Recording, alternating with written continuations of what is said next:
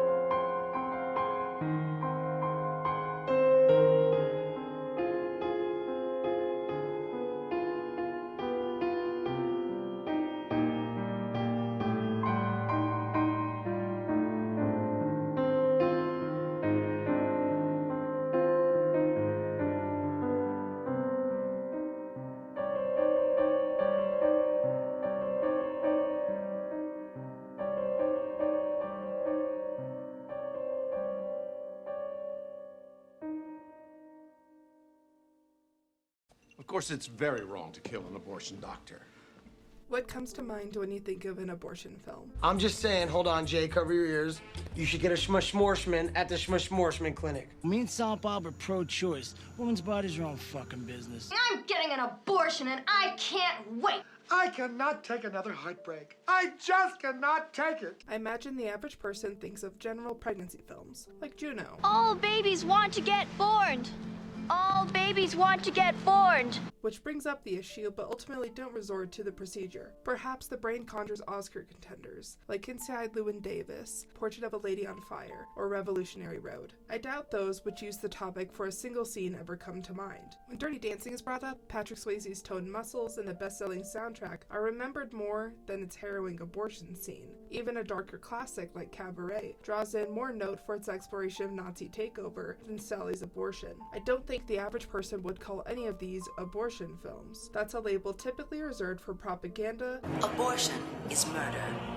These scenes of actual aborted fetuses stand as grim testament to the American Holocaust. Or a film centering on a single issue. The single issue film is similar to the general pregnancy film, surrounding a pregnant woman who must choose between an abortion and giving birth. There are a few TV movies in the late 80s and early 90s like this, with some even based on real-life court cases, such as the 1989 Roe v. Wade film and A Private Matter, a 1992 adaptation of a pre-Roe case, wherein a children's show host tried to obtain a legal abortion after discovering a drug she took threatened the health of her fetus and herself. Both films are primarily liberal and pro-choice, focusing on the public outrage at the wish for these women's bodily autonomy. Purely fictional single-issue films similarly uplifted this idea, with HBO's If These Walls Could Talk exploring multiple generations of women's experiences with the subject. Demi Moore opens the film as a widowed nurse in the 50s, whose back-alley abortion quickly turns bloody due to the lack of legal access. Sissy Spacek appears as a mother of four in the 70s, whose new pregnancy endangers her career goals right as she begins college, with her daughter offering her information on possible resources. However, she ultimately declines, with the film implying this is another side of pro-choice options. And finally, there's the 90s segment wherein a young college student, played by Anne Hesh, is impregnated by her married teacher, who promptly drops her, but not before he gives her some hush money. She decides on an abortion, going to Dr. Beth Thompson, played by Cher. Right after the procedure is successful, a violent anti-abortion protester shoots and kills Dr. Thompson.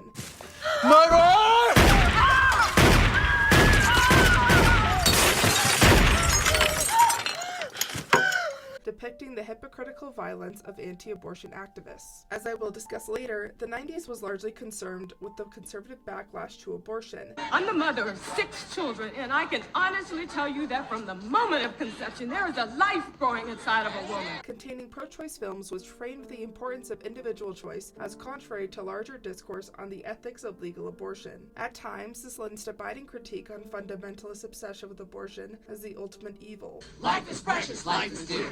We're pro-life, that's why we're here. Life is precious, life is dear. We're pro-life, that's why we're here. Say goodnight to your baby, Bonnie!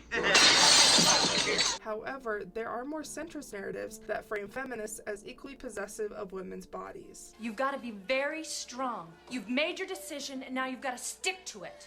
Wait, it's my body, right? It's my choice, right? Can I change my mind, huh? Throughout the 2000s, the single-issue narrative lost its popularity, with abortion now only appearing as a plot thread, though those subplots have similar threads to single-issue films. To return to Juno, the title character has a similar journey to Sissy Spacek in If These Walls Could Talk, as she does seriously consider abortion, though she ultimately turns away, deciding to give it up for adoption. In a 2022 interview with The Hollywood Reporter, writer Diablo Cody stated this scene reflected that she, quote, had been bombarded with gory, misleading, anti-abortion propaganda at school.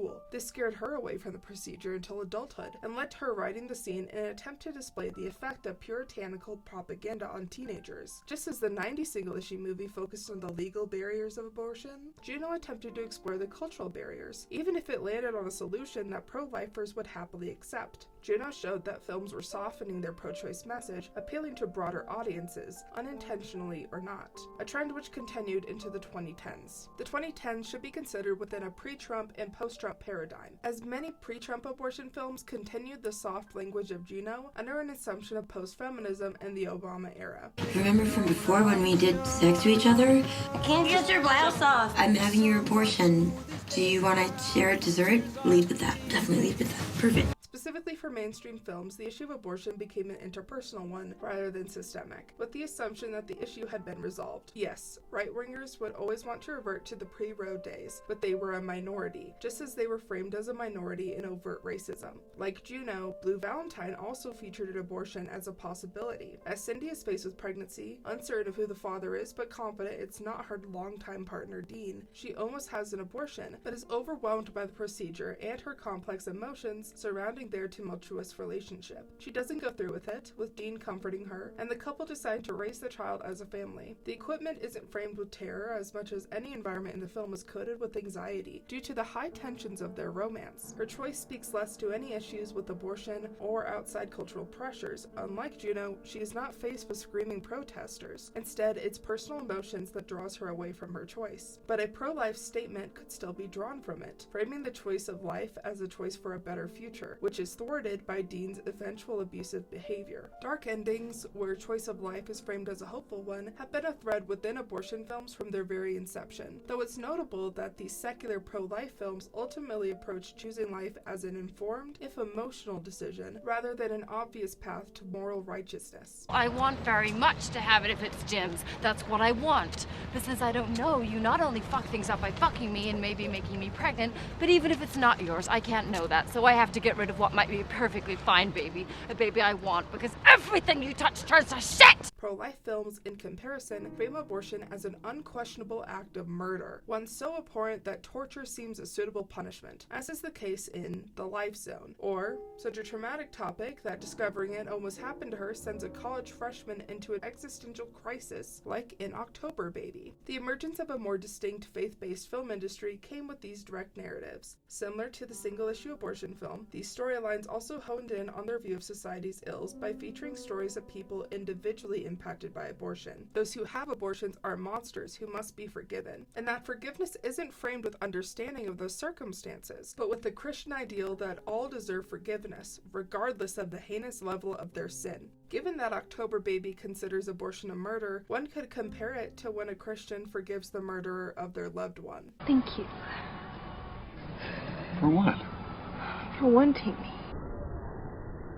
Notably, these films were made in 2011, speaking to the exacerbated conservative anxiety surrounding abortion, as then-President Obama was supportive of the great enemy Planned Parenthood. We don't need another political fight about ending a woman's right to choose or getting rid of Planned Parenthood. And even worse, he was about to beat the pro-life affirming Mormon candidate. Planned Parenthood, we're gonna get rid of that. Christians may not be fans of Joseph Smith's followers, but they can sure let bygones be bygones if it means restricting reproductive health access. This is likely why these faith-based films were among the first to frame themselves around abortion as a singular topic. Many faith-based films act as morality plays, and will have a handful of topics that depict secular society's ills. The Left Behind book and subsequent film series are a prime example, as characters are punished by the rapture for their sins, including Nancy Durham, who assisted in multiple abortions before the rapture and was, well, left behind, with no work as the fetuses flew up into heaven. But the series doesn't revolve around her.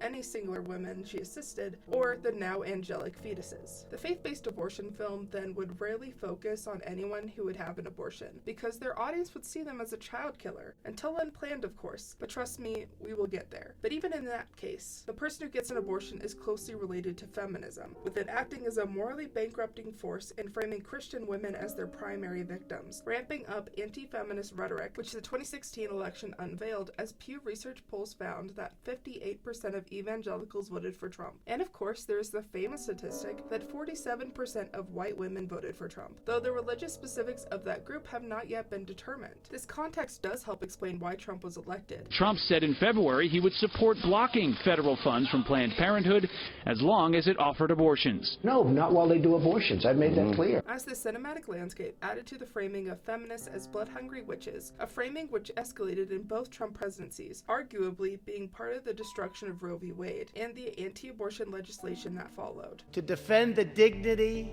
of every person, I am asking Congress to pass legislation to prohibit the late-term abortion of children who can feel pain in the mother's womb. In fact, it was during Trump's first term that faith-based abortion films like Unplanned, the 2019 Roe v. Wade movie, and Voiceless were produced. Radical pro-choice films like Never, Rarely, Sometimes, Always, Portrait of a Lady on Fire, and Swallow were also produced under similar circumstances, displaying how Trump's reign heightened anxieties and forced the topic back into relevancy. But unlike pro-choice films, the faith-based productions were made under the pretense of a culture war, which meant their audiences would allow for more intense narratives that would sensationalize the issue. This ran counter to liberal narratives that would consider the rounder cultural systems that allow for the abuse that leads to the necessity of abortion. The faith-based productions framed themselves as a response to the left-wing outcry. To maintain cultural power, they felt they had to continually display abortion as an ultimate evil, which led to the extreme representations that gained Unplanned an R rating.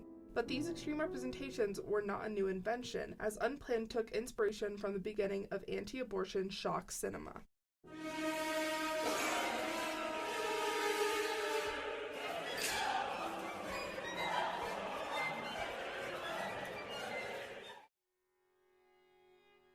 In 1984, the anti-abortion documentary The Silent Scream aired on Jerry Falwell's The Old Time Gospel Hour. Now we can discern the chilling silent scream on the face of this child who is now facing imminent extinction.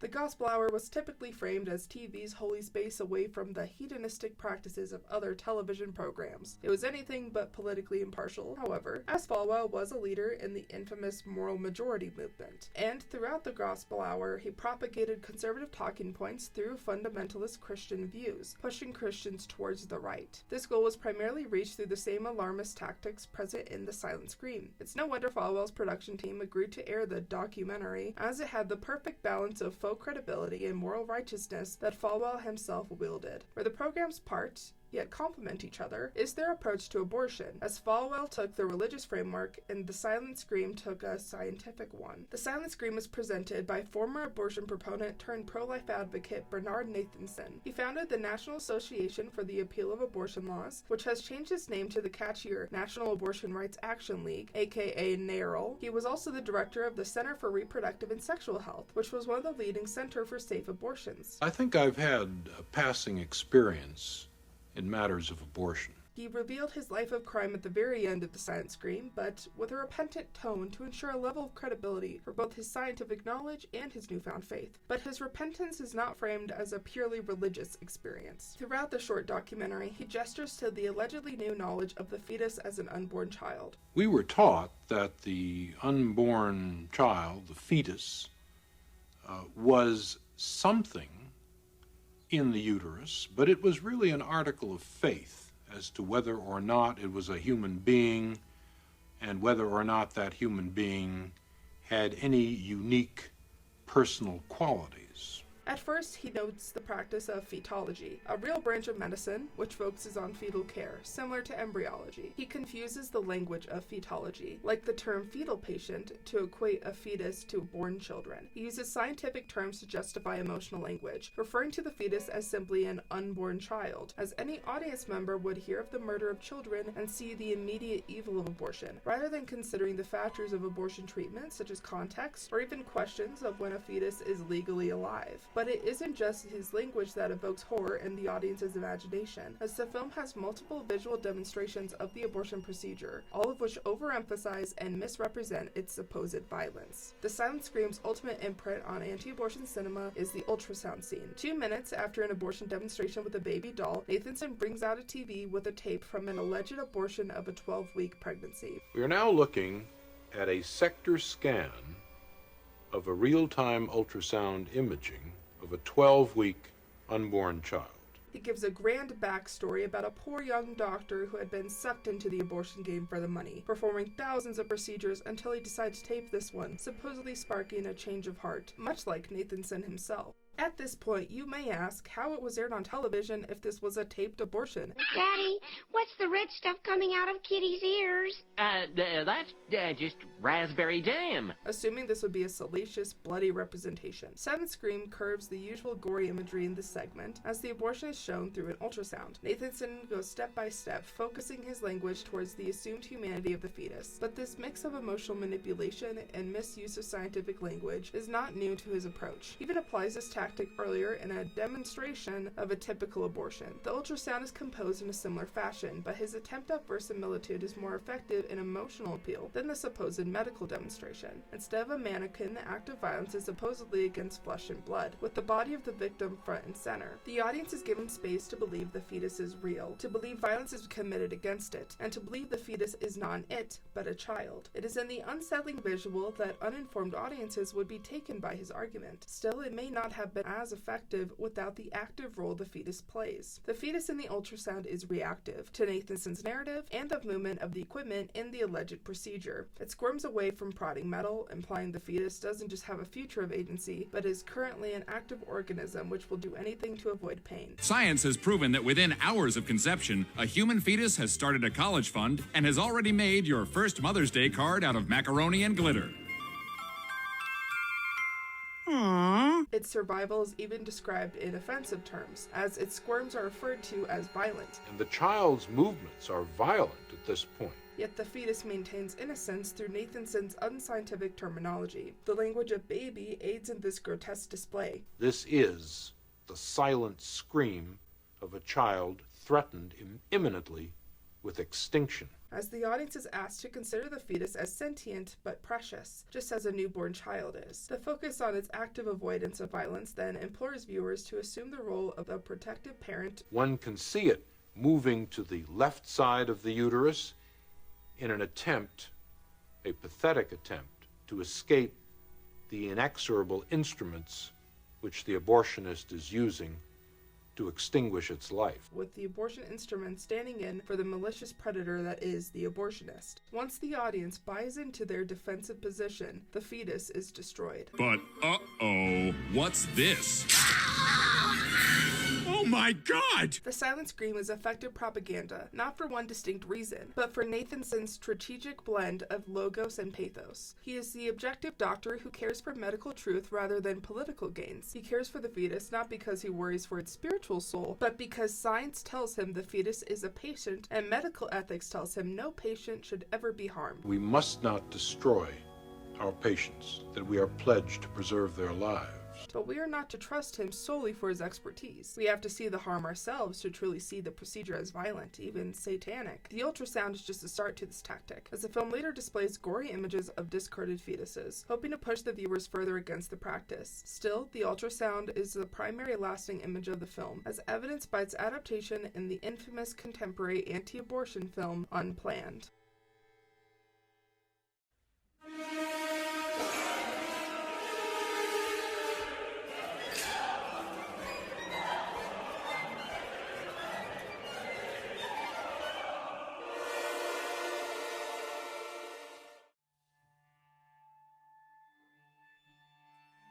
A Adapted from the pro-life memoir of the same name, Unplanned tells the story of Abby Johnson, a, supposedly, former Planned Parenthood clinic director who discovers the evil of abortion through violent experiences with the procedure and loving interactions with anti-abortion activists. Like Nathanson, Abby frames herself as a converted expert who can share the dark truth with her new anti-abortion supporters. Just as Nathanson's myth-making was bolstered by the propagandistic documentary, Abby utilized nonfiction to paint herself as a phoenix risen from the ashes, to save unborn souls by spreading disinformation about Planned Parenthood. From this point, and to avoid repeating terms like allegedly or supposedly or according to Abby, I want to note that Unplanned has been debunked several times over, primarily for medical inaccuracies and a contradictory timeline of events. Abby Johnson wrote the memoir herself, meaning that the claims are hers and hers alone, with no additional medical research. Her narrative is not completely trampled by naysayers, however, as the popular film adaptation is a cinematic mirror to the page. A few scenes are changed primarily to take advantage of the visual medium, but the structure of the narrative and all of the inaccuracies within are maintained, as her embellishments are what makes Unplanned a semi-effective propaganda film, but they are also what put the film into hot water with the MPAA.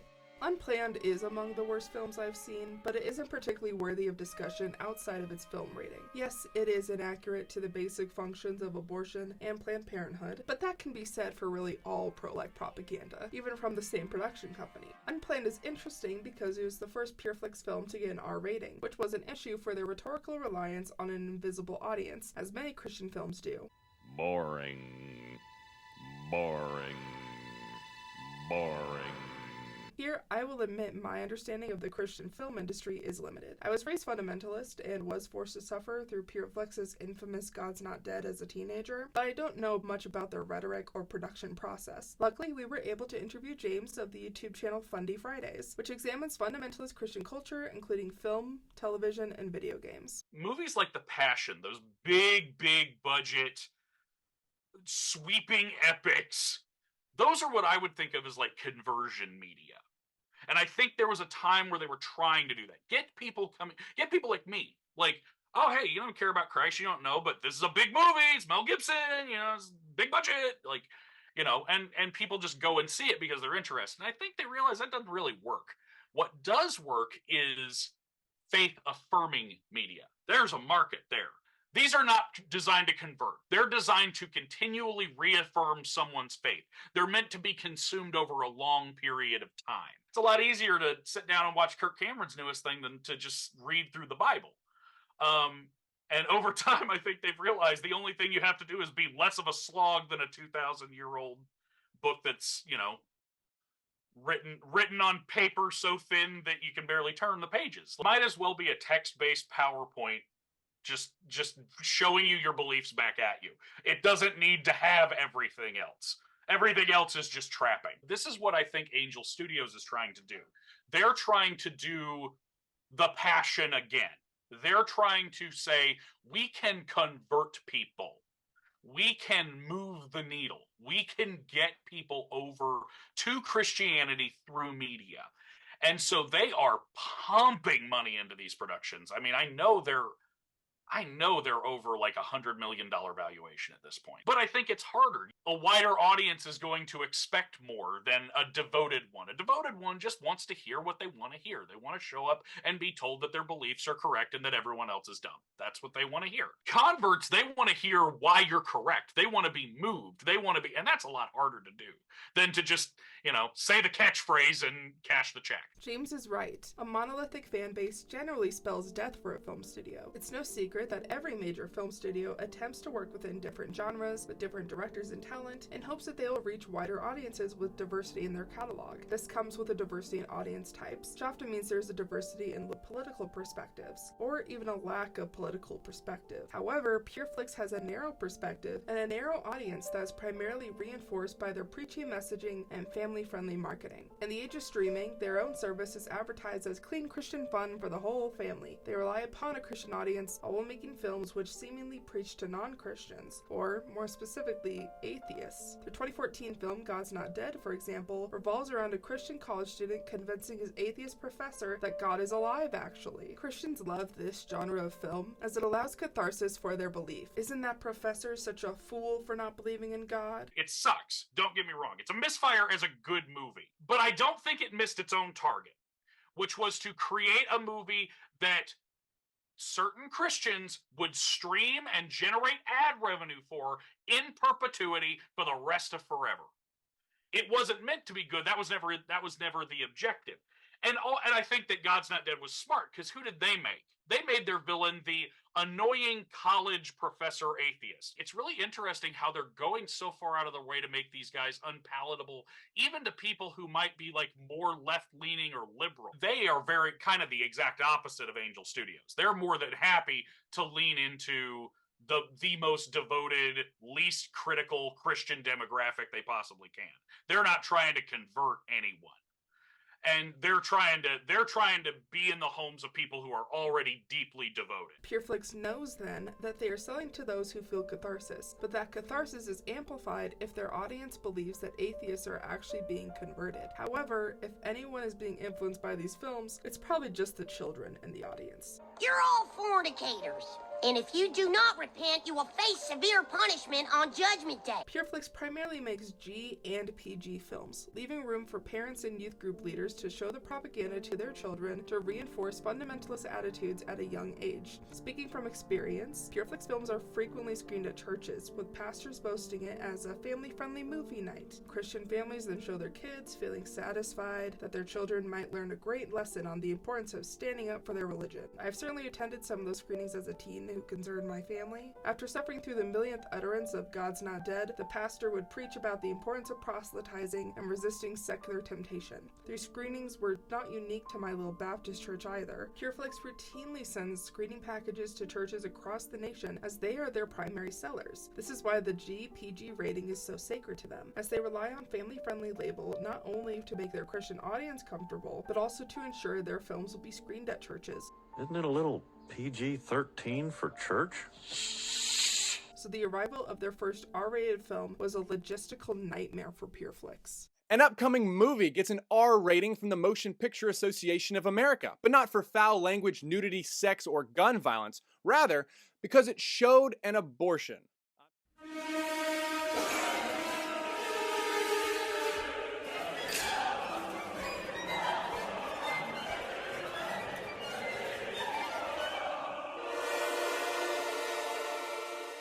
Part of the issue has been that this movie got an R rating, which a lot of people thought was ironic, that young women who in most states could go have an abortion without their parents' involvement couldn't go watch the movie without their parents' involvement. And some think that R rating was specifically targeted at keeping Christian audiences, churches away from promoting it. Due to multiple gory abortion scenes, Unplanned was given an R rating with an official description reading, rated R for some disturbing/bloody images. The fairness of any description and rating is generally debatable. The words the MPAA deploys for their rating are typically subjective. Disturbing, for example, is largely in the eye of the beholder, and has been used to describe a wide range of topics and genres for several decades. However, the Christian argument against Unplanned's rating largely relied upon heavy assumptions laid at the MPAA that were not grounded in the rating board's history. So the MPAA slaps an R rating on this thing simply to further diminish its efforts to be marketed and thus to be seen. Which it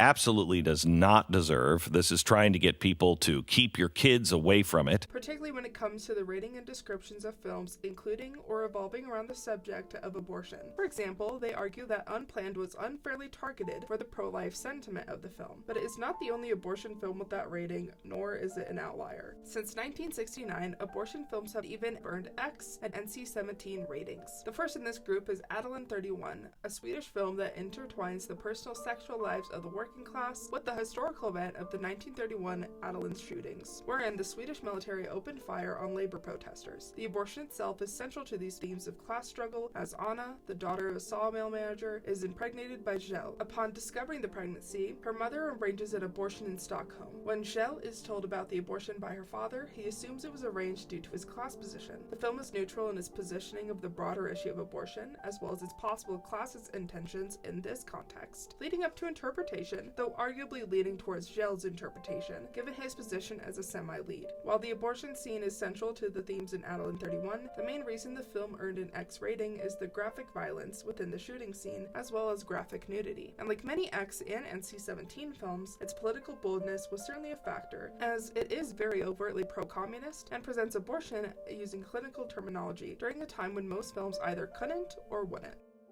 During the first 2 years of the rating system, the MPAA was still defining their standards, which led to them being especially conservative, if only out of caution. But as fate would have it, 1969 was a particularly transformative year with the socio-cultural revolution and its related freedoms bleeding over to the screen. For the first time, audiences around the world were seeing human stories directed with a level of depth and reality that had never been allowed. That's when the worst possible thing happened for the ratings board. Directors took advantage. Midnight Cowboy, Medium Cool, Last Summer, Adult 31, and The Damned not only received X ratings, persons under 16 will not be admitted, but were critical and financial successes, with some even receiving Academy Awards attention. The winner is Midnight Cowboy. Suddenly, the MPAA, who had labeled all of these films as for adults only, had to question and redraft their standards. R, restricted, persons under 16 not admitted unless accompanied by parent or adult guardian. R, restricted, under 17 requires accompanying parent or adult guardian. A move which not only changed the age limit for X and R-rated films, but allowed R and PG films more screen freedom than ever before. Things we take for granted now, like nudity, the F-word, or graphic drug use, could be shown in a wider range of films. However, it would take until the early 1970s for abortion films to have the same freedom, as Adult 31 wasn't the only abortion-related film during this time period to receive an X rating. Beyond the Valley of the Dolls includes an extremely brief abortion scene, which is also tied to a lesbian affair, something the movie pays more attention to than the procedure itself. There's really nothing to worry about at all. You'll be just as good as new. How about another? Oh, ma'am. Beyond the Valley of the Dolls is also rife with explicit sexuality and graphic nudity that follows. However, its overt usage of queerness, for better or worse in its depiction, is an obvious factor in its garnered rating. End of the Road, meanwhile, is a psychological drama which ends in an intense abortion scene. The love interest, named Rennie Morgan, chooses an abortion after she is stuck in a love triangle with her husband and the protagonist, Jacob Horner. The biological father is unknown. What do you say, Rennie? If I had this baby, I might grow to love it.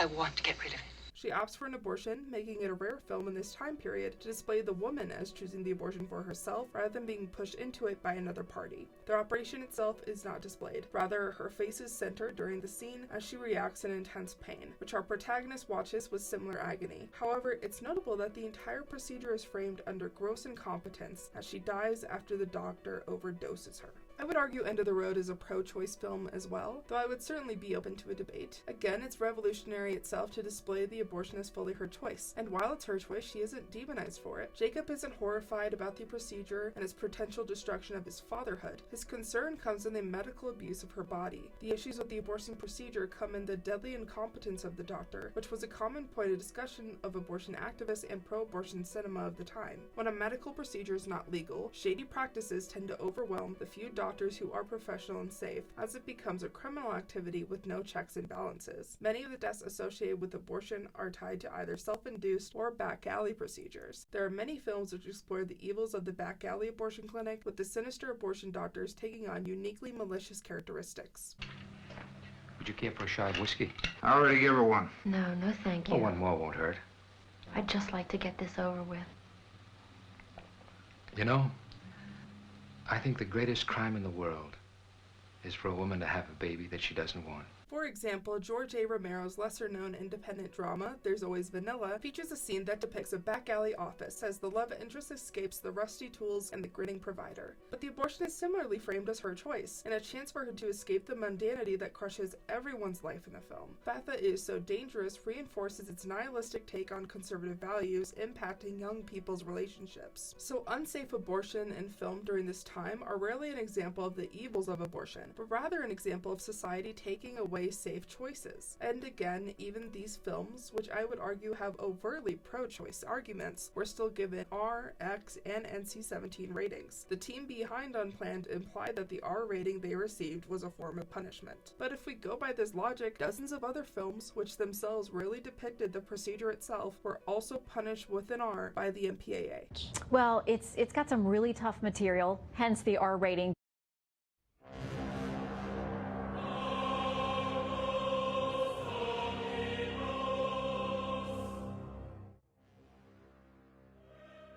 About 2 weeks after Unplanned was released, directors Chuck Konzelman and Kerry Solomon testified before Congress, arguing that they were being censored by the MPAA and social media companies. The latter argument is because the film's promotional Twitter account was briefly suspended for being attached to another account which violated code of conduct, with the algorithm automatically suspending both accounts. Abby, were you astounded that even Twitter shut down your account for a while?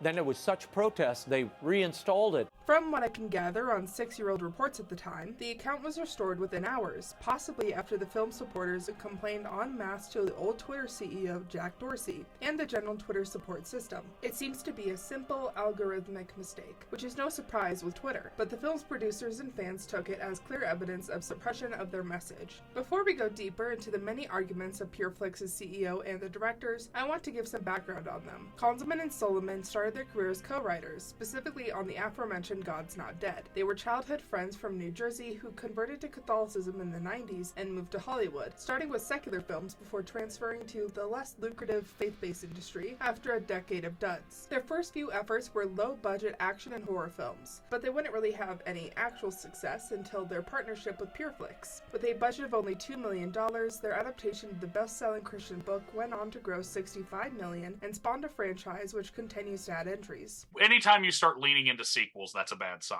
And it's because it's a very concrete piece of evidence to show that you are not interested in drawing in outside interest. After years of success in the God's Not Dead series, they booked Unplanned as a dream project where they could rail against their greatest common enemy, abortionists. This is the story that was written by the Holy Spirit and lived out by Abby.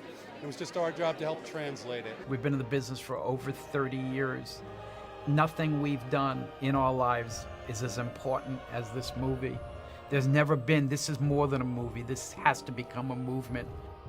This is about simply saving babies' lives. They even continued down this path after Unplanned, as their most recent film, Nefarious, a possession film, also depicts abortion doctors as murderers. This is to say that while the conservative Christian response to Unplanned's rating was varied, the directors took it as a political attack on their passion project by Planned Parenthood. They're not going to willingly give up that cash stream. They're not going to not bring every legal resource they have to bear. That if they can swing it, they'd like to have us in jail. If not, they'd like to ruin us and the project financially. They will try to prevent distribution. They'll try everything that they can try. You know, I'm just like the fetuses, Chuck. I wasn't born yesterday either. The directors didn't note the MPAA's specific alleged mark against them in interviews, but when they did, they noted the political bias. Hollywood is about politics. It's not about making movies. It's sad. It's about propaganda with Hollywood. And, we are pro-life guys in a pro-choice town.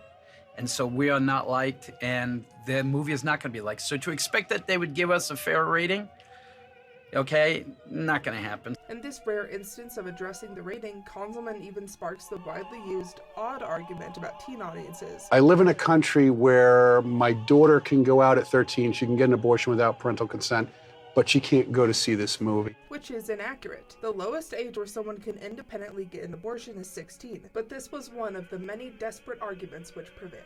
A lot of people thought, wait a minute, girls across the nation can go get an abortion without parental consent, but they can't go see a movie about abortion? Mm-hmm. What is that about? These arguments were very popular in conservative press cycles, but the film's alleged censorship broke from its confined area of Catholic news interviews, entering larger political consciousness with the aforementioned Congressional hearing, where Chuck Konzelman spoke for the duo, listing a number of issues they had producing the film within the liberal environment of Hollywood. His first point was against the MPAA, arguing, The MPAA saddled us with an R rating, which strongly discourages much of the Christian audience and all of the Church of Latter-day Saints from seeing our film, since they have a general prohibition against seeing R-rated films.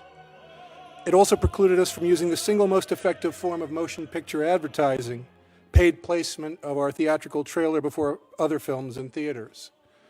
But with an R rating, we were prohibited from advertising before anything other than other R-rated films without special permission, which we sought and were denied. I won't bore you with the rest of his speech, but instead note that he argues that the R rating essentially blocked advertising avenues, including TV advertisements. First, he notes that Disney's affiliate blocked the advertising due to the sensitive nature of the film, which is likely the same reason for other channels blocking it, and a PG-13 rating probably wouldn't have changed that position. As for advertising in front of other films, as well as the issue for Christian audiences, it's been proven that an R rating is not a complete deterrent.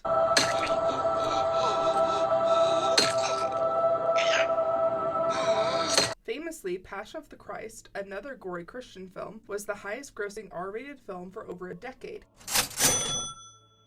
And its success was primarily due to word of mouth in Christian circles, as pastors encouraged congregations across denominations. Of course, there are other factors. I say, even beaten to a pulp, Jim Caviezel is one handsome man. But the word of mouth is still fairly significant, especially when the film was broad enough to appeal to secular audiences. Passion of the Christ is a retelling of a Bible story, so it had some room for secular audiences to read it as a literary adaptation. Unplanned, however, relied on the shaming of secular audiences, which was apparent in the trailer itself. We are paying you to be a perfect instrument of corporate policy. We are an abortion provider. All this being said, in the very same congressional hearing, Konzelman boasted that it was number 4 in the box office on its premiere weekend. So the alleged harm was surely not as immense as he made it out to be. And despite this almost total media blackout, the film nonetheless in its opening weekend became the number 5 selling movie in the country, despite concerted efforts to prevent moviegoers from hearing about it. It was actually number 4, and when the numbers got finalized, we thought it was 5. It actually jumped to number 4 when the numbers were finalized. The hearing then comes across as whining they didn't get all the success in the world and arguing that is itself discrimination, even though they have received the same treatment most R-rated films with controversial subject matter get. Food Network isn't exactly hosting trailers for Girl with the Dragon Tattoo, but PureFlix can't admit a fair treatment or that claiming sensitive subject matter is not the same as claiming a film is too offensive, because they need an enemy. It's all too easy to label conservative thought as controversial or divisive, dismiss it as contrary to their guidelines, or roll out the dreaded phrase, hate speech. But in a digital age, exclusion from the digital arena isn't just discriminatory. It's the most insidiously effective form of censorship available. This would culminate in PureFlix's one-sided battle with the MPAA, as best displayed in their open letter signed by influential conservatives including Glenn Beck, Tony Perkins, Kevin Sorbo, Mike Huckabee, and Pat Boone. It directly attempted to discredit the R rating by mentioning specific scenes the MPAA required to be cut. Quote, "The film contains no nudity and no profanity, but 3 scenes were mentioned by the MPAA as having to be cut in order to receive a PG-13 rating. A scene in which a child is evacuated on a grainy screen from its mother's womb. We'll discuss this in further detail later, but this description ignores all of the medical gore in the scene." Then they reference, quote, "a scene where a young girl has a traumatic visit to an abortion clinic." I won't spend too much time talking about this sequence, as it is very similar to the opening, but their language here is extremely misleading. The scene is meant to depict the abortionist as grossly incompetent and lacking any emotion. They butcher a patient, leading to what is arguably the most drawn out and bloody portion of the entire film. It's therefore strange for them to reframe it in such a limited way as not a big deal, when literally the entire film's objective, and by extension this scene, is to make that point. Finally, they mention Abby's abortion scene as, quote, "a third scene in which a woman endures a home abortion, which includes some bleeding in the shower." I will also focus on this scene, but this description once again is inaccurate. We mostly see her bleed on a toilet, but the lead up to the bleeding is intense stomach cramps, which is similarly framed to Mira Farrow's stomach and back pains in Rosemary's Baby, coincidentally one of the first films with an R rating. It plays heavily into body horror symptoms, overemphasizing the pain as if it would lead up to a death scene, and the quantity of blood is fairly significant, especially as, again, it comes from the female reproductive system, which the MPAA is historically squeamish about. Past these half-truth summaries, the letter argued that the MPAA actually agreed with the filmmakers that abortion is murder. It does show the death of a child, but that's the point. That's the point, and they're making the point for us by saying this is rated R. Isn't that the point? I would say, well, how is it violent? Because it's according to the world, that's not a life. So it's not anything. They're admitting that it's Correct. violent. Yes, but that's what they're admitting, yes. that abortion is inhumane. I think abortion is rated R. It is violent. The MPAA agreed with us. They said that's the only reason we got an R rating. It was for violence. That's a pretty bold statement coming from the MPAA. Quote, the curious thread that runs through each objectionable scene is that on their own, without the assumption that the fetus is an unborn child and not just a clump of cells, these scenes would not be worthy of an R rating at all. After all, a woman who stubs her toe and bleeds a bit, or has a traumatic visit to a dentist, or is shown an x-ray of a tumor, would not be rated R. The MPAA has unwittingly admitted that an abortion involves a human being. Now, this is a fairly obvious fallacy. First, there are plenty of films with medical gore not involving death which have received R ratings for such gore. 127 Hours also has an intense bloody surgery and received an R due to the disturbing bloody images that accompany it. As for the assumption they reference, it is all about the universe of the film and how a gory scene was framed. It has nothing to do with whether the MPAA agrees a gory scene includes reality to it.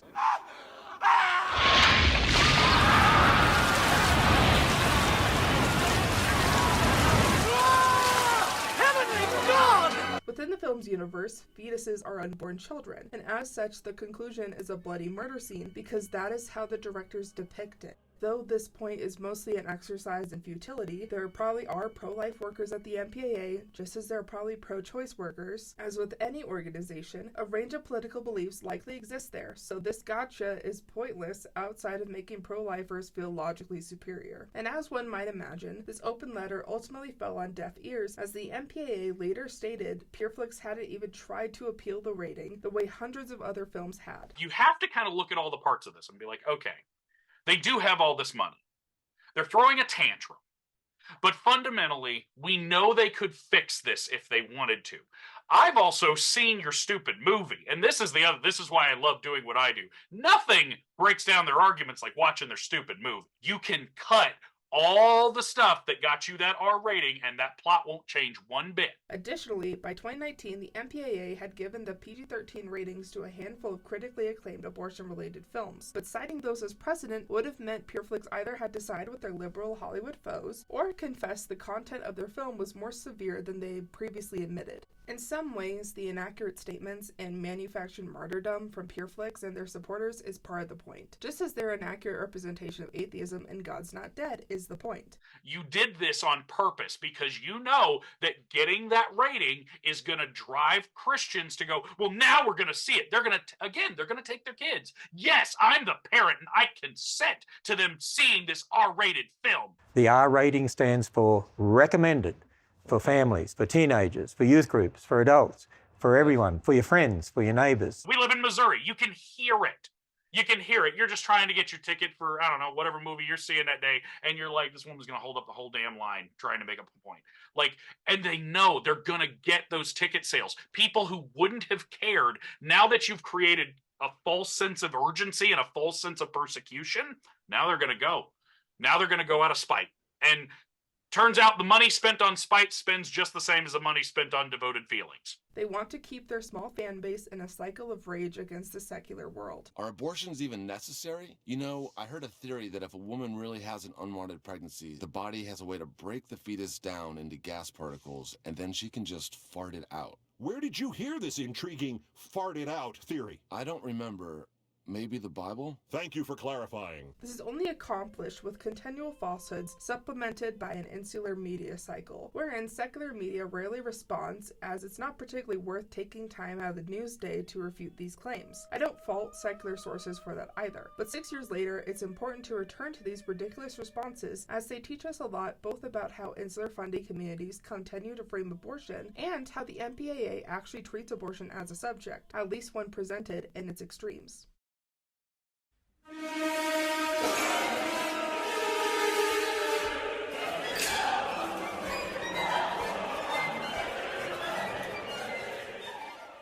Before we start to examine Unplanned, I want to note that this is not a broad overview of how the MPAA treats abortion. This is related to extreme examples, as most abortion films do not include extreme examples of abortion being depicted. As stated previously, most include abortion as a conversation piece. It was an abortion.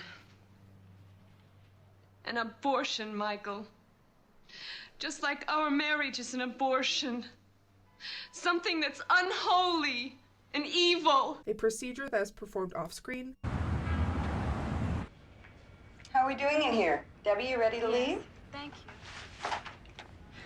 Stacy, I can't let you go unless you have a ride home. Or, recently, just depict characters receiving an abortion pill rather than an invasive procedure. Even explicit anti-abortion films shied away from the violent depiction until 2019, with both Roe v. Wade, a dramatization of the titular court case, and, of course, Unplanned. Part of the reasoning for this is that many Christian anti-abortion films, like Lifemark and October Baby, surround main characters who were themselves newly aborted or almost had an abortion, meaning there is no actual violent scene to be depicted. Unplanned, in contrast, was based on a book that includes multiple violent abortion scenes which were diligently adapted. The violence to the filmmakers was a reflection of the reality of Johnson's story. From this belief, directors Carrie Solomon and Chuck Konzelman argued that the R rating was an unintentional admission of violence of abortion by the MPAA. Combined with their other statements that Unplanned was one of the few films to accurately depict abortion, this argument implies that the MPAA had not used a violent descriptor in relation to other abortion films, particularly those with a pro-choice slant.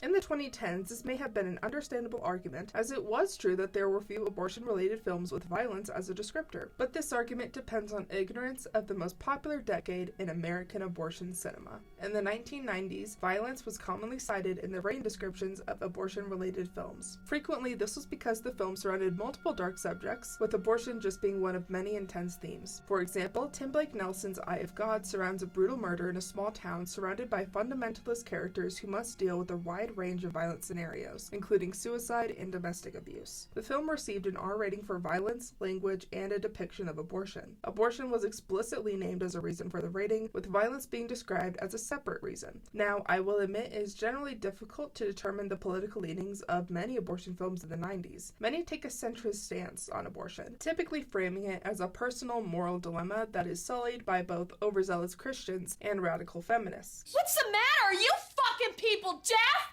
I said I want an abortion! Eye of God, however, frames abortion as a rather distinct act of liberation from an abusive relationship, echoing many sentiments those dastardly radical feminists share. So, violent descriptions are not exclusive to pro-life films. However, given that there is a 2-decade gap between Eye of God and Unplanned, with different leadership in the MPAA, it could be possible that there is a political shift in the organization, a line of thinking which falls apart when we look at the use of bloody in Unplanned's description. Bloody is a fairly common term in the MPAA, typically referring to action-oriented violence that includes blood as a violent spectacle, but does not tend to revel in the bodily elements of carnage. Though in the past decade it has taken gore's place, referring to both action and horror, with gore now only referring to extreme horror films such as the Saw series. However, extreme violence in all genres is still noted as strong violence, meaning that when bloody images is used, it usually refers to the usage of blood but not a consistent usage of violence. It's commonly used to refer to individual scenes, such as dream sequences or a specific death scene. This practice has been consistent since the mid-2010s, meaning that we can judge films from 2015 onward with this understanding. With this in mind, I will note that there are only 3 R-rated abortion-related films with the bloody images description. They all were released within 3 years of each other. 2 of those are horror films, and the other one is Unplanned.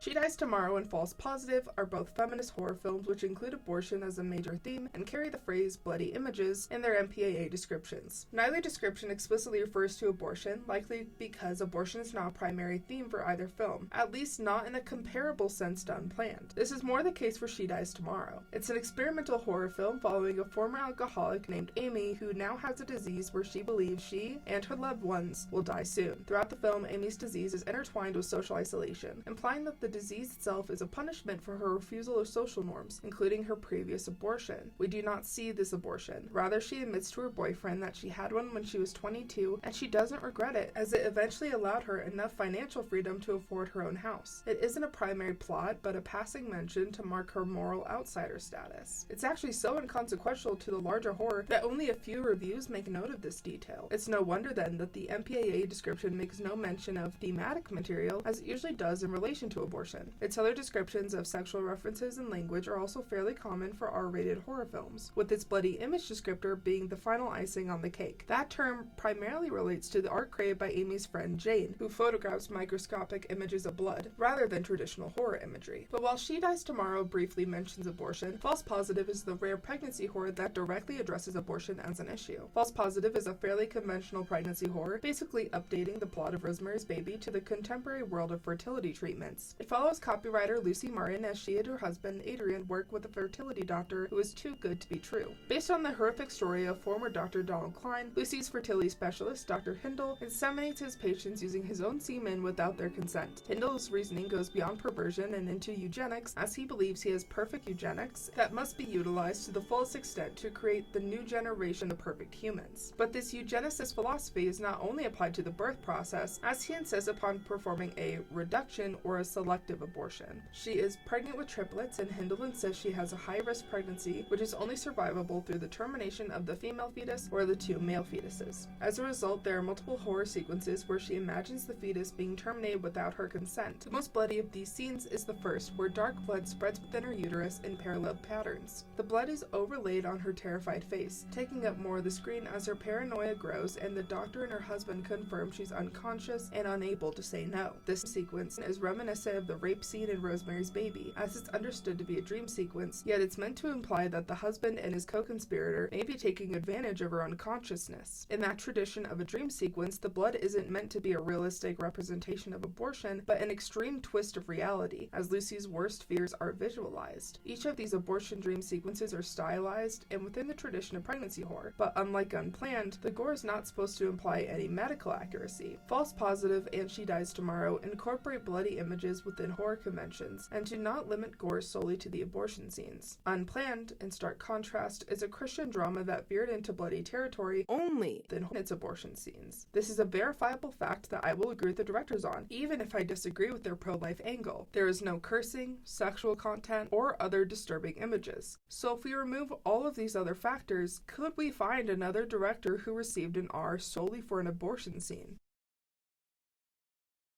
Well, hello, I'm Radha Bharadwaj, Indian-born writer, director, producer of Basil, Victorian Gothic mystery starring Jared Leto, Christian Slater, and Derek Jacobi.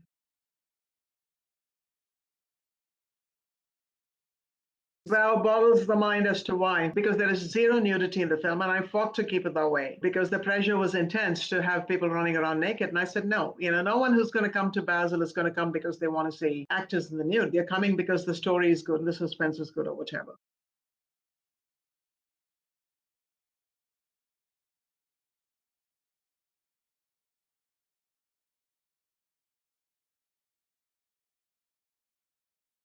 The only thing I can think of is the girl who aborts herself using a knitting needle, but nothing is shown. You just see the girl lying down on the ground, a knitting needle in her dying hands, and she says,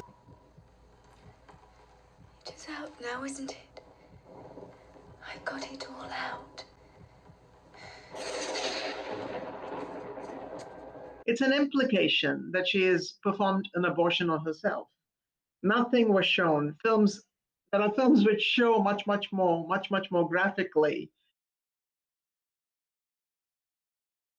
In Wilkie Collins's book, the Christian Slater character, Mannion, has vendetta, feelings of, wanting to exact revenge against Basil, Jared Leto's family. And that is because when Mannion was young, his father was done wrong, in society by Jared Leto's father. But there was no specifics given at all. All the specifics of Christian Slater's having an older sister who had an affair with Jared Leto's older brother, and then the shame that came out of an unwanted pregnancy, the aristocratic family saying, we will never allow a girl like this, a school teacher's daughter in our family.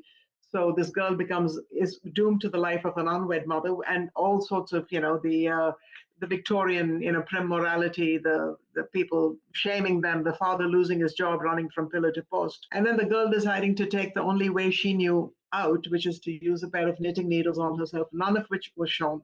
All of that was because I felt that motivation that was given in the book it may sustain a book. But I think when you're dealing with film, you have to deal with fuller emotions. You can't be leaving things vague and, yeah, there's some vendetta. We don't know why. We're not going to get into it.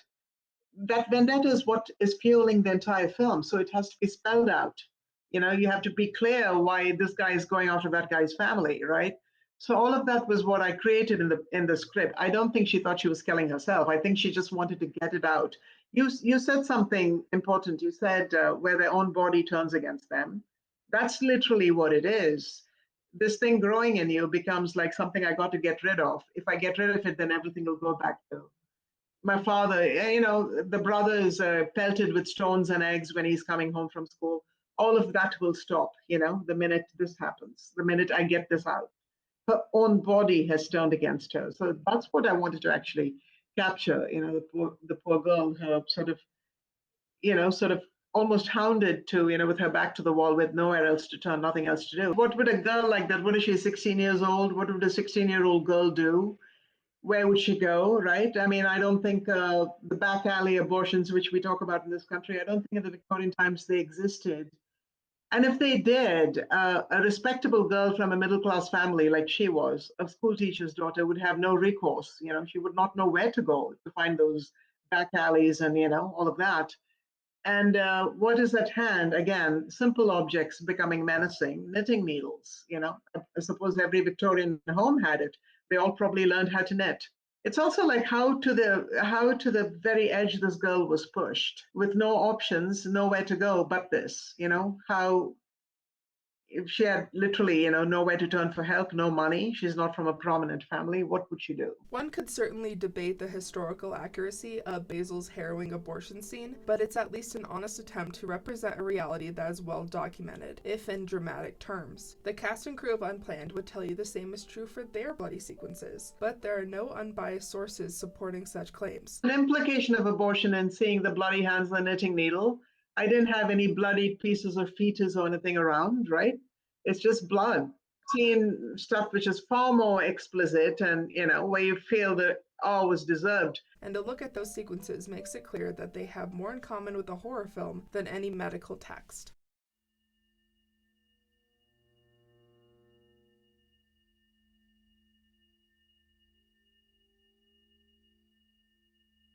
So how's it work, Doc? You strap her down and then go hacking at her like Sweeney Todd? No, good Lord, this is not 2005. The first abortion scene is Abby's final straw. Unplanned often skips through time, starting in media res. She has climbed up the Planned Parenthood ladder, working as a clinic director. One day, a nurse is unable to aid in a procedure, so the doctor asks for her help. Even though I'd been with Planned Parenthood for almost 8 years, I'd never been called into the procedure room to help the surgical team with an abortion, and I had no idea why I was needed now. Apparently, she was just such a good worker that she simultaneously understood basically nothing about what happened at her place of work and also became the youngest director of Planned Parenthood. Anyways, her innocent viewpoint is shattered as the doctor's disrespectful attitude collides with her sudden view of the fetus as a person, and these generally troubling aspects are turned into criminal actions as the abortion becomes bloody. The criminality is implied through the demeanor of the doctor, who practically becomes a villain. His first impression leaves much to be desired, but he is indifferent from many absent-minded movie doctors. This is more common for post-mortem doctors, like the pathologist in Friday the 13th, the final chapter, who would eat while inspecting a dead body. Sometimes the same attitude is applied to doctors with breathing patients, but surgeons are generally granted some level of respectability. As a result, it's telling that the doctor has the bedside manner of the dentist from Little Shop of Horrors. And I get off on the pain I am. Initially, he is annoyed by the patient as she squirms from the pain. Hold still. Stay still. Hold my arm, but you can't wiggle it. Write it down, don't you? Deep breath. Just hold the probe in place so I can see what I'm doing. The fetus follows suit, making it difficult to scoop out. I wish I could find more delicate words, but that is really how it's framed. After chastising the patient for moving, he continues his coldness, now transitioning to awkward humor with the infamous line, "Beam me up, Scotty." He becomes an abortionist variant of Freddy Krueger, taking pleasure in the supposed cruelty he inflicts on the patient and the fetus. It's a boy!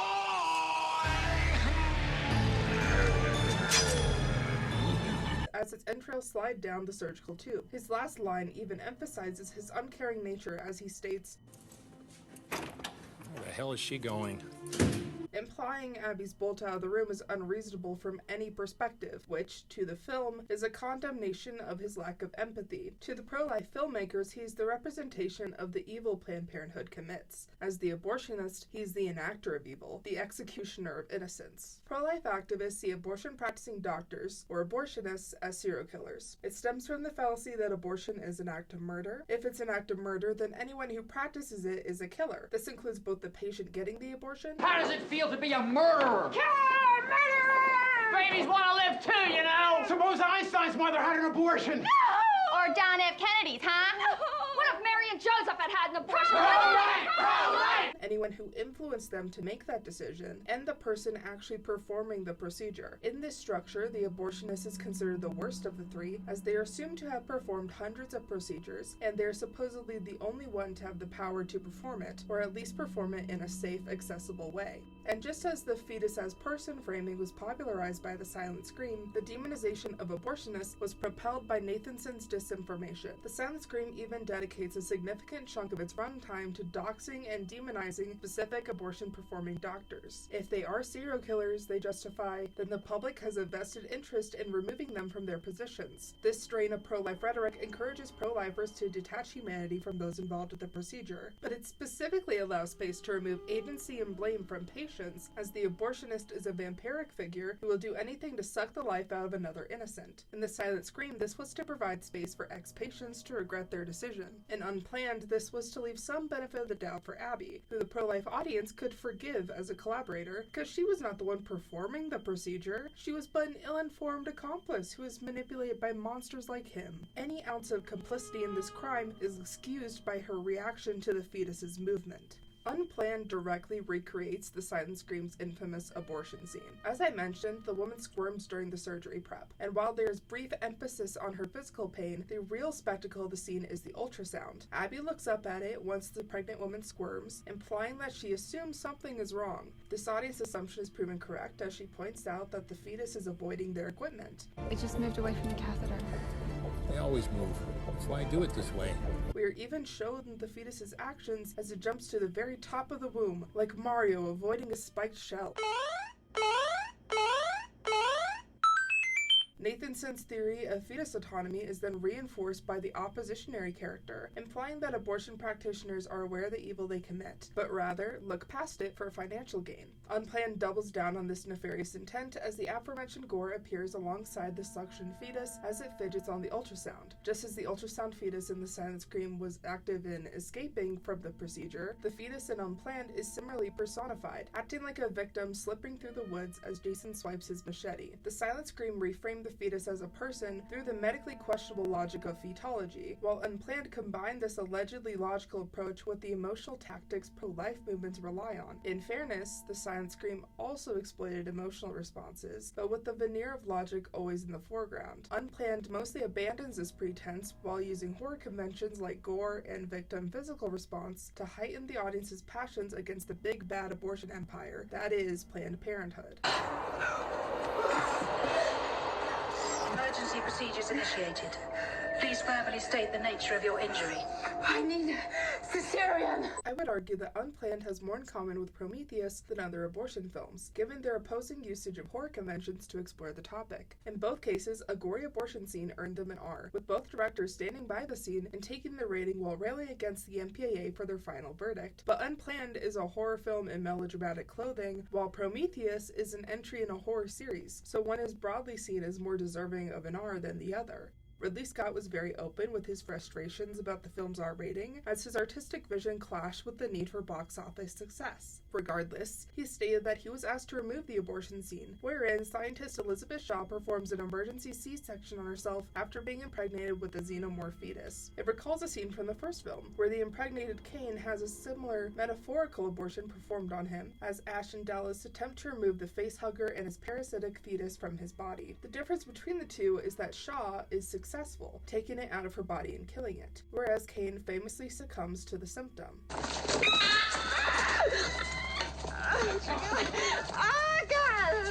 hence the R rating. Fans love to actually both scenes, arguing that they are not technically abortions, but they serve the same basic function. The only reason they are not considered abortions is because of the sci-fi conventions which contextualize the scenes, alongside attempts to disprove abortion myths. The latter point comes with fair intentions, but ignores that films persistently reproduce abortion myths, but these scenes are still described as abortion scenes. He didn't use no ether, nothing. I thought you said he was at Real MD. The guy had a dirty knife and a folding table. To determine if a scene is an abortion scene, the goal of the procedure should be considered. And in Alien and Prometheus, the end goal is to remove a fetal organism from its host. Dr. Elizabeth Shaw and Mr. Thomas Kane are both impregnated and use surgeries to prevent giving birth. And while Prometheus depicted a real procedure, the C-section, it also ties into an abortion myth of the C-section as a precursor to an abortion. Still, it used assumed language associated with abortions, creating an abortion scene within a sci-fi setting. It's also notable that both Alien and Prometheus are rare examples of abortions, or attempted abortions, within the pregnancy horror genre, which tends to skirt the issue. In both cases, the abortion would save the character from certain demise, reflecting another reality that many patients get late-term abortions to save their own lives. I want it out of my body now. You should have seen him. There could be anything in here, in me, in my body. And just as the Unplanned directors argued that their gore was used to display their view of abortion as a violent act, the gore in Alien and Prometheus displays the danger the characters were in, using horror conventions to illustrate urgency. The horror conventions were the reason for the R rating, just as they were in Unplanned, except Ridley Scott would happily admit this. Ridley Scott explicitly stated that he wanted Prometheus to be an aggressive film, which was only possible with the scene. Konzelman and Solomon similarly argued that they want to show this violent reality of abortion, and could only do so with blood and fetus parts. However, those very elements are displayed within horror language, as every aspect of the procedure is turned into a sadistic murder, with the staff acting like a witches coven and the doctor their butchering leader. But these conventions are used sparingly, awkwardly pushed into a film which otherwise tells a fairly basic conversion narrative. It's like if God's Not Dead suddenly cut to the hospital scene in The Exorcist. We're going to put God on trial. You're gonna feel a little stick here. Don't move. The entire film may not be horror, but its pivotal scenes are, which is also why those scenes were granted an R rating. In the open letter, they argued that the medical gore was comparable to a normal surgery in film, which is simply not true. The gore is extreme for a surgery, including bone fragments which are highlighted by scraping noises.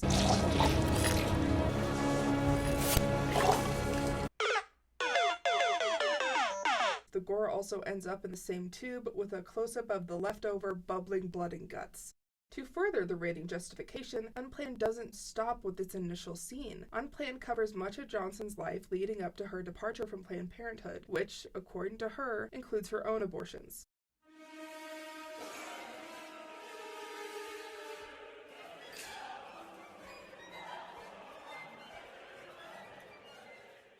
Her second abortion is notable as it covers the more common method which has been widely attacked by pro-life legislation, as 14 states have completely banned it. That is, the abortion pill. Now, there isn't one abortion pill. These are two which are used together to end an early pregnancy. First, mifepristone is taken to block progesterone, which stops further development of the pregnancy. Then, misoprostol is taken, which empties the uterus. The second pill is what causes bleeding, but that bleeding is part of the process. It's similar to a period, where the cramping and bleeding is part of flushing out the system, which is why it's often referred to as similar to a heavy period. In some cases, it can even be compared to an early miscarriage, but it's not destructive to the uterus, especially if directly given by a professional.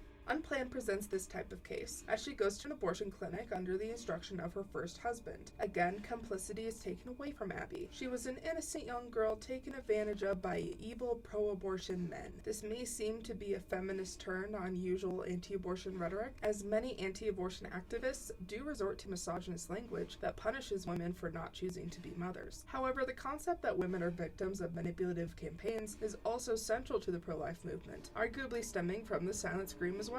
Towards the end of the documentary, Nathanson points to the feminist language attached to abortion clinics, arguing that phrases like women's facilities mislead pregnant women into thinking they are getting proper care from other women when they are really being manipulated into misogynist facilities which impede women's abilities to become mothers. Women have been sterilized and castrated, all as a result of an operation of which they have had no true knowledge.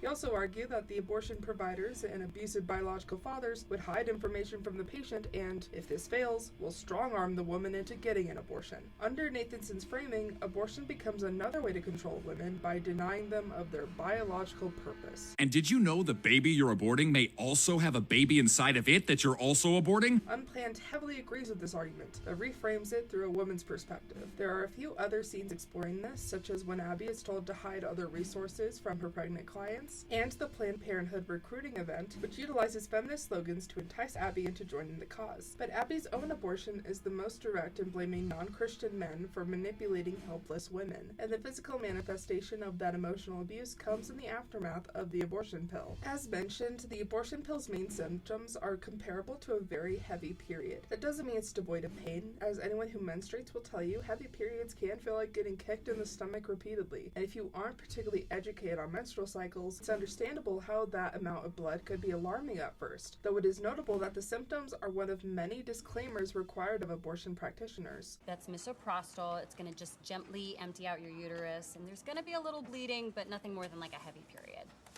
And if there's any cramping, you can take some ibuprofen. Abby's presentation of this event requires these basic medical realities to be myths, as she is hit by waves of agony when she returns home from the clinic. Abby is jolted awake with stomach pains. She urgently runs to the bathroom, throwing up blood, like the protagonist of a pregnancy horror film. The horror aesthetics re-enter this otherwise conventional Christian film as a wailing violin accompanies her violent coughs and pain cries. Medical gore joins the fray again as she vomits and soon sits on the toilet, pushing out copious amounts of blood, implying an induced miscarriage as the score and cinematography corroborate with the conventions of such an event. Okay, Ari Aster, like some of these scenes, like you're really leaning into the music and the props and the blood, and it's like, okay. Medical abortions and miscarriages are similar, but contrary to popular belief, the abortion pill does not induce a miscarriage. The very nature of a miscarriage is spontaneity, meaning that an induced miscarriage is itself a misnomer, but it's also a loss of pregnancy, whereas an abortion is a termination. However, pro-lifers consistently refer to pill-induced abortion as induced miscarriages due to the trauma related to miscarriages. This is not to say there are no similarities. The abortion pill and a miscarriage both include immense tissue discharge, bleeding, and cramps, often lending credence to this irresponsible framing. Regardless, Unplanned takes full advantage of this misconception by framing her abortion through more bloody medical gore. She can only feel clean by taking a quick shower in her full t-shirt. Nudity is a horrible thing and should only be committed as a last resort. You know the 11th commandment, thou shalt be ashamed of thy natural anatomy. Second wave of agony kicks in as grief for her choice begins. She wails in the shower, attempting to wash away her pain in a cinematic motif that is historically reserved for assault survivors. Again, the abusive relationship remains central to the trauma associated with the procedure. In fairness, this isn't unique to Unplanned, as many abortion films across the political spectrum present the manipulative and even abusive biological father. At times, it's to display that abortion can free a woman from an abusive relationship, as we previously discussed with Eye of God, but the father tends to push the abortion on the mother, usually to escape the responsible role. John Singleton's Baby Boy, for example, surrounds an irresponsible protagonist who still lives with his mother and has forced his girlfriend to have multiple abortions. Baby Boy similarly frames its protagonist, Jody, as immature for treating abortion as a fix to push on his partner, Yvette. However, its focus is his refusal of her choice. The fetus is not mourned, nor are his trips to the clinic framed as criminal. Unplanned is completely concerned, however, with the mourned fetus and the supposed criminal nature of the clinic as examined in Abby's final wave of agony, medical neglect. The abortion scene ends with a symbolic shot of her in a fetal position, presenting both the bloody dead fetus and her new position as the wounded child figure. Her pain is one and the same with the assumed pain of the fetus, again taking away the agency pro-lifers would likely assign to someone in her position. The film hones in on this pain in order to further demonize abortion providers, as explored when she calls the clinic. It's not abnormal. Not abnormal. The bleeding, the clotting, the pain, that is normal. Use heating pads, soak in a warm tub, take ibuprofen. How could you not have told me about this? What happened to gently emptying my uterus? That is what I was told would happen. Look, I'm sorry, but I have another patient. She assumes this was a botched abortion, yelling at the nurse over the phone who answers her accusations saying this is not abnormal, which is true. But the film needs you to think that all abortion providers are mustache-twirling villains who only wish to cause pain. So we are to believe that she has been greatly wronged. She does not accept that her experience had medical precedent. This is likely to squash the argument that not only is this a basic medical reality, but also abortion providers are legally required to warn patients about these side effects. The abortion provider is once more the bloodthirsty vampire, looking for more women to feast on while dismissing any and all critique. They are actually framed in similar light to the satanic neighbors in Rosemary's Baby, who not only get the lead pregnant, but manipulate her pregnancy through the rituals, taking away her legitimate medical help and replacing it with tannis root and odd meals. This deprivation takes Rosemary away from a healthier form of motherhood, where she would have the physical and mental strength to fight their devious plans. Throughout Rosemary's Baby, the deprivation of Rosemary's autonomy is simultaneous with the deprivation of her desired life as a mother. The medical deprivation is among the more explicit forms of this, as it leads her neighbors to attempt to use Rosemary as a satanic mother rather than the virtuous one she initially represents. Unplanned similarly highlights medical deprivation with the abortion practitioners, comparing their deprivation of medical care to their intent to strip women of their motherly duties. Throughout the film, nurses are shown disregarding the medical needs of Abby's patients. They crassly discuss the aftermath of the abortion process in a scene where the remaining tissue, medically referred to as products of conception or POC, is referred to as pieces of children. Hope you had a light breakfast. conjuring images of a witches coven keeping pieces of their innocent victims. Meanwhile, Cheryl, Abby's boss and another Planned Parenthood director, constantly discusses the need to treat patients in order to continue profit, which is framed as uniquely an issue in abortion clinics because surely no other predatory capitalist practices happen in America. For example, there's a hurricane surrounding the clinic, and when Abby calls about their evacuation plan, Cheryl insists every patient is given an abortion before they are evacuated. The patient is framed as a cash cow, with every other worker except for Abby framed as the terrible exploiters of these women's pain, and subsequently, these women are victims with no autonomy. There are teary scenes where girls slightly smile at the idea of keeping their baby, only to be convinced to go through with the procedure. You've already spent $150 on an ultrasound. If I book you today, I'm authorized to credit that towards the cost of your procedure. But if you walk out this office, then the soonest I can book you again is 2 weeks from today, and at 10 weeks, the price goes up $100, plus you lose a discount.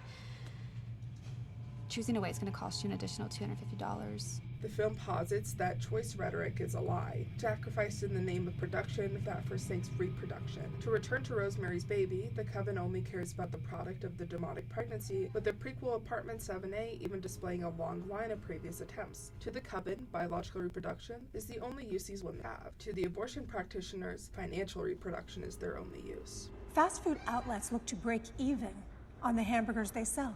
That's all they do, is break even. Do you know how they make their money? No. On the French fries and the soda, the low-cost, high-margin items. Cheryl, I'm sorry, but I don't understand. Abortion is our fries and soda. This point gets to the inherent contradiction of pro-life rhetoric. Pro-lifers love to argue about the industry that surrounds abortion. Do you do this? Sure. Well, what do you expect me to do? Send them down to the back streets to die? How much do you charge?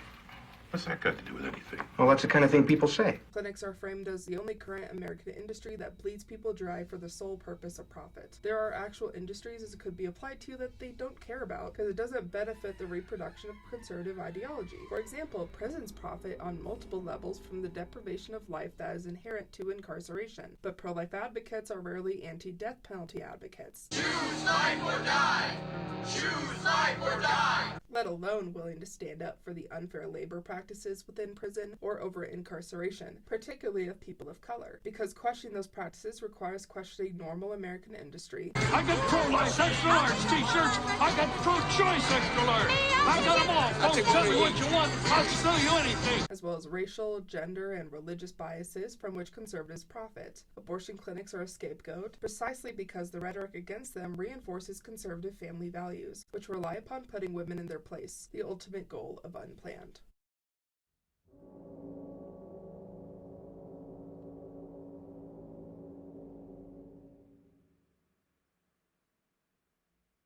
Unplanned wants to scare women, and all people born female, away from abortions and towards Christian motherhood. Every element of the abortion process is framed as anti-woman, with the abortion coinciding with the patient's pain, with their individual dreams of motherhood dashed, and with the abortion practitioners portrayed as sadistic manipulators. Women audience members are to come away with the idea that they are only a product and will be harmed in the process. Simultaneously, these dark scenes are juxtaposed with Abby's family life, as her young daughter prances around the house acting as the perfect child. This is actually a tactic adapted from the book. The book starts with the first abortion scene, just as the film does, but Abby's inner monologue notes her comparisons between the fetus and her own daughter, hopefully bringing the reader to connect a realized child and a destroyed child. This tactic even made its way into the marketing, as the actress who portrayed Abby told a personal story on Fox News. I knew she would be emotional hearing it, just because she had shared with me when I was younger that she'd had an abortion when she was 16. And this movie is not about judgment and condemnation. It's about mercy and forgiveness. She first brought to mind a potential sibling who no longer exists due to her mother's decision. It's also notable that this specific decision was made when she was 16, the youngest age for an individual to obtain a legal abortion without parental consent, a fact brought up in the news cycle to rally against the rating. And she even noted that she didn't judge her mother, but she instead emphasized forgiveness. With this, she could continue to push her personal connection, saying that her mother shared another abortion story upon hearing about the film. And she said, I need to tell you something that I never told you before. When I was 19, I went to have an abortion with you. Wow. I was in the clinic on the table, and the nurse was very pregnant, and she came in to examine me. And I got really sick to my stomach, and I knew I couldn't do it. And I got up and I walked out and I chose you. Her mother's choice was deployed to connect motherhood to a denial of an abortion. I don't blame anyone for choosing motherhood, just as I don't blame anyone for choosing an abortion. Motherhood and all parenthood has just as much potential for positivity as a marriage. But like marriage, it's rhetorically utilized to reinforce specific gender roles, with abortion and divorce signifying that these roles can deteriorate because they are not fixed. And in Christian and conservative rhetoric, motherhood is juxtaposed with abortions to uplift a specific version of womanhood. This is why her choice for motherhood is framed as a step towards forgiveness rather than simply a valid personal choice. She's forgiven for the sin of denying her place. Abby is similarly forgiven as she dedicates her life to Catholicism and motherhood, both in the film and in real life. Johnson even has 8 children, continuing a common thread in pro-life convert activism wherein she has many children to make up for the supposed lost lives. Abby Johnson went on to have 8 children. That piece of information, who does that appeal her to? That doesn't appeal her to the convert. That goes, oh, you're kind of weird about birth. You had a lot of kids. This was maybe a trauma for you. You have your own stuff to deal with. Maybe I shouldn't be listening to you about this. Again, I do not particularly worry about how someone creates a family unit, but their individual lives are used to mold a gender-normative narrative that relies just as much on those broad positives as it does on the horrific portrayal of death and misery. And the Unplanned film, as well as the rating discourse cycle, display the uncomfortable position Christian pro-life rhetoric is put in when this binary reliance is highlighted. PureFlix's rhetoric relies on a simple binary of good and evil, meaning that it can never handle protagonists who straddles the lines to end up on their side. As such, Abby must be innocent to the point of ignorance to highlight her eventual goodness. On the flip side, the evildoers must be horror villains, so you can't misinterpret any of their actions as good. This is why the abortion providers are as conniving as the neighbors in Rosemary's Baby. Their intentions must be malicious. They must not have any of their own good intentions, or else the audience may critically consider the pros of abortion. Unplanned's horror conventions posit that considering those pros is to consider aligning yourself with a satanic cult who gleefully sip coffee while joking about the children they just killed. Wouldn't that be awful? Don't you see how ghoulish they are? And just as the gore is used in a horror film to push the terror and evil of the killer, gore is used in Unplanned to push the evil nature of abortion. Unplanned is essentially a horror film when it leans into this gore, as they similarly have the intent of rallying against a social ill through visual extremities. Pregnancy horror films like Rosemary's Baby and The First Omen use pregnancy horror to explore how societal pressure to be a mother can have an intense physical and mental toll on someone, with autonomy being the only freeing factor. Unplanned posits that abortionists pressure women into becoming bloody murderers, with an embrace of motherhood being the only freeing force. And despite PureFlix's denial, Unplanned was given a similar rating and description that a pregnancy horror horror film would. In fact, just this past year, The First Omen was also given an R rating for, quote, violent content and grisly/disturbing images, as well as some brief nudity. But if the open letter is anything to go by, PureFlix would deny this reality, as something like The First Omen would be seen as an evil film that defiles God, while Unplanned is so holy, it might as well have had God as a producer. They just knew they could do it. I think they're like, our audience is going to forgive the gore, they're going to forgive the any criticism because we're saying exactly what they want to hear. We're saying it in their name. We're saying, we're giving them the blood and the guts, which deep down they want, right? That's, but we're giving it to them in a way that they can tolerate. It's their horror movie. One could argue this all goes back to the black and white framing of anti-abortion activists when it comes to manipulation. Incredible and horrendous cinema always come down to some form of manipulation, whether that is camera perspective, a narrative reframing of an event, or basic saccharine tactics to pull at the heartstrings. From the beginning, anti-abortion activists have argued that the evil abortionists are manipulating young women, taking them away from the joys of motherhood, ignoring, of course, that 6 in 10 women who get abortions are already mothers, according to a 2019 report by the CDC. No, abortion practitioners must hate children completely, and their patients must be delicate flowers who are so easily taken by feminist arguments because they simply don't understand the malice within. Manipulation is not a complicated tactic either, as those who fall for it or are in any abusive relationship must be fragile, according to this logic. We see this with Abby throughout the film. She's a good Christian fallen off the path because she is easily taken into temptation, a modern Eve. It is only once she has a strong, faithful Christian husband that she sees the truth. This is part of Christian pro-lifers' appeal to the possible joys of motherhood. In their mind, motherhood is only heterosexual, only cisgendered, only happy under fundamentalist patriarchal banner. To be a good mother is to be a good Christian wife. They do not count the other mothers who get abortions because they are assumed to not be Christians. And if they are, they would discount their faith for being Christian in the wrong way. The more you kind of bend to that Christian audience that will never give up on you and the intense beliefs they have and the absolute moral purity they demand, the less and less palatable you become to a wider audience. And so I think that's what we're seeing with PureFlix, is that the people who pay their bills demand absolute vilification of the enemy. They demand absolute, complete testament of the word of God as they see it. These potential Christian mothers have strayed away from God by Satan, with only the pro-lifers able to take them back to salvation. This lack of nuance is what brings about films like Unplanned and their insidious culture. It's not just about preaching to the choir here with this film. We're teaching the choir how to sing. We're teaching them how to get involved and how to actually be activated in this movement. Babies are being saved. Hearts are being changed. They put all their market research into the right places. They figured out exactly how to sell this stupid thing. And I think, arguably, it's interesting that since 2020, I ain't never heard of Abby Johnson again.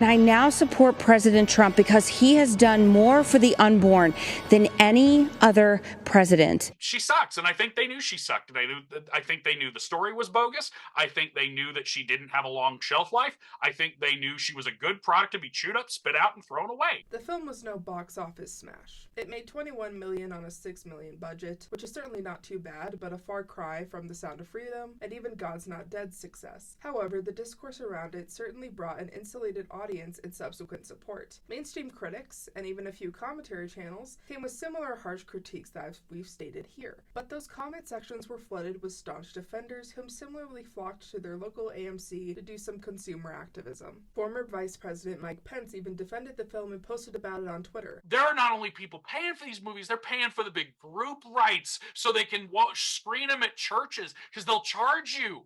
And they'll be like, oh, you want to have an unplanned event at your church? Some anti-abortion orgs even coordinated ticket-sharing efforts a la The Sound of Freedom, as, quote, the St. Thomas Aquinas Guild of the Quad Cities raised $4,000 to buy tickets for members and civic leaders. I can speak from personal experience as my college's local pro-life club had a massive screening once it was available for licensing. I, thankfully, did not attend, but it was advertised on every building on campus. This is all to say that those who did support the movie did so fervently. People are excited about the film. We know that people are going out the second weekend. I have a friend that has seen the film 9 times. Oh, boy. She keeps bringing people with her. She's bringing her pro-choice friends.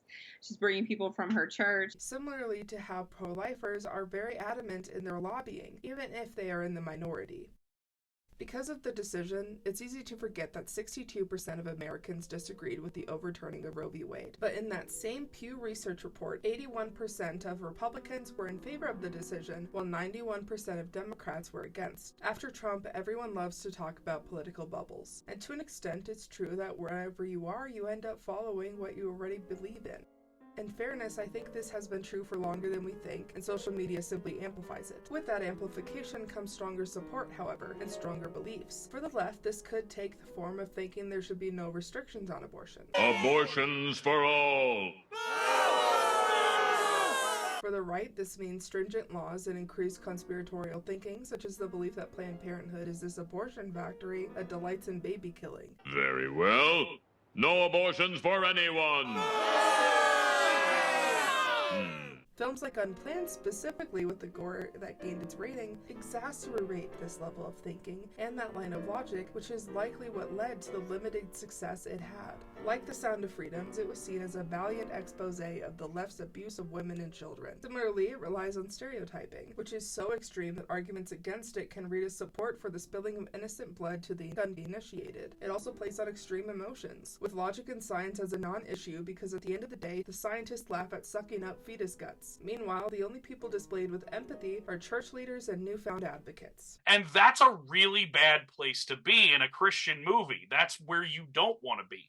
Because I would be curious to see how many people this has, and obviously it's hard to track metrics like this, but I would bet there are some people who are like, yeah, I went into that as a believer and it was so freaking ridiculous that it made me start questioning everything I thought was real. For leftists and liberals, it can be obvious why Unplanned is ridiculous, just as QAnon conspiracies are on their face laughable. But ignoring how people come to believe and how they utilize such beliefs can be deadly, particularly when we forget that it's not only the average Joe who believes this, but an unfortunately growing number of lawmakers. It is a blessing to know the truth, and the truth is that unborn life is worthy of protection. Roe v. Wade gave constitutional cover to the elective killing of unborn children in America.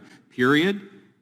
Think about it. Let it settle on you. As a result, the lives of more than 63 million American children have been lost. Not to mention that many politicians, such as those on the Supreme Court, are happy to exploit this line of thinking for their own political goals. I believe that Solomon and Konzelman deeply hold anti-abortion sentiment. They likely hold that Planned Parenthood is this cabal of baby killers. And I don't know how much they believe their own statements about Hollywood and the MPAA, but I do know that it was a damn good marketing strategy to convince their already conspiratorial audience that Unplanned was the bold film Hollywood didn't want them to see. Y'all did the John Waters. You wanted that X rating the whole time, and now that you got it, you're gonna throw a fit. You hired your own protester. That's what you did. Good hustle. Good strategy. It's, it's just played out and really lame in this situation because you're using very real, very consequential healthcare policy as a viral marketing campaign. I also imagine this is a strategy Christian companies will be glad to return to. Conservatives thrive on convincing themselves they are being silenced, even now when so many laws are bending to their will. These victories will never be enough, as their power relies on believing the rest of the world is monstrous. To fight against these ideals, we must look out for this rhetoric and deeply consider how it affects those so heavily indoctrinated, whether that is in their sad cinema, social media, or even the stickers on their trucks. Everything counts. Abortions for some, miniature American flags for others. Yay!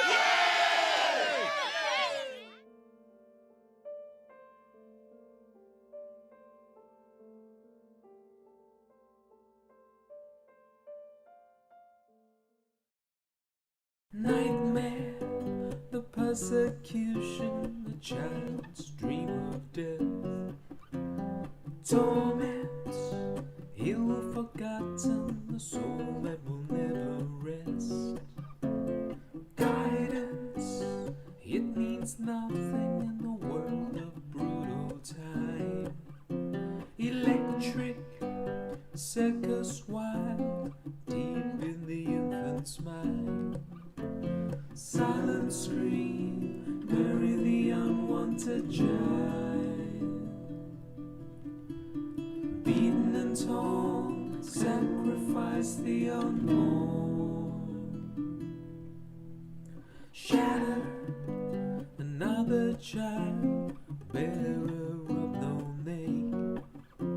Restrained, insane games, suffer the children condemned. Scattered, remnants of life, murder, a time to die. Pain, suffrage toyed, life's little fragments destroyed. Silent scream, crucify the bastard son. Beaten and torn, sanctify lives of scorn.